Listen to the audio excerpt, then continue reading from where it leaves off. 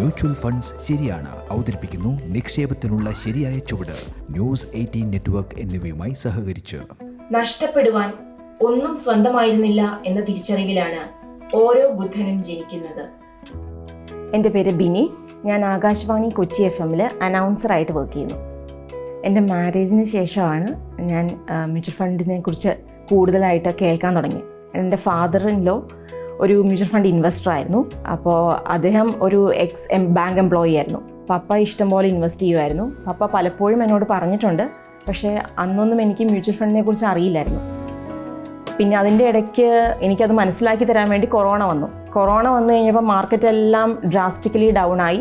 അത് കഴിഞ്ഞ് ഒരു 2021 സ്റ്റാർട്ടിംഗ് ഒക്കെ ആയപ്പോൾ മാർക്കറ്റ് തിരിച്ച് കയറാൻ തുടങ്ങി. അതിൽ നിന്ന് തന്നെ എനിക്ക് മനസ്സിലായി പേഷ്യൻസ് ഉണ്ടെങ്കിൽ നമുക്ക് മ്യൂച്വൽ ഫണ്ടിൽ നിന്ന് നല്ലൊരു റിട്ടേൺ കിട്ടുമെന്ന്. ഇപ്പം എനിക്കാണെങ്കിൽ എൻ്റെ കുട്ടികളുടെ ഹയർ സ്റ്റഡീസ് അല്ലെങ്കിൽ എൻ്റെ റിട്ടയർമെൻറ്റ്, എനിക്കിപ്പം പെൻഷനില്ല. അപ്പോൾ അങ്ങനെയുള്ള കാര്യങ്ങൾക്ക് വേണ്ടി ഗോൾ സെറ്റ് ചെയ്ത് ഓരോന്നിനും ഓരോ ടൈം ഡ്യൂറേഷനിലേക്ക് ഇൻവെസ്റ്റ് ചെയ്യണം. ഇപ്പോൾ വീട് പണിയേണ്ട ആൾക്കാരൊക്കെ ആണെങ്കിൽ അതിന് വേണ്ടിയിട്ടൊരു SIP, ഒരു കാർ വാങ്ങേണ്ട ആൾക്കാണെങ്കിൽ അതിന് പറ്റിയൊരു SIP, അങ്ങനെ നമുക്ക് സെറ്റ് ചെയ്ത് എല്ലാവരും ഇൻവെസ്റ്റ് ചെയ്യണം as early as possible. Mutual fund നിക്ഷേപങ്ങൾ വിപണിയിലെ ലാഭനഷ്ട സാധ്യതകൾക്ക് വിധേയമാണ്. സ്കീമുമായി ബന്ധപ്പെട്ട എല്ലാ രേഖകളും ശ്രദ്ധിച്ചു വായിക്കുക. മ്യൂച്വൽ ഫണ്ട്സ് ശരിയാണ് അവതരിപ്പിക്കുന്നു നിക്ഷേപത്തിനുള്ള ശരിയായ ചുവട്.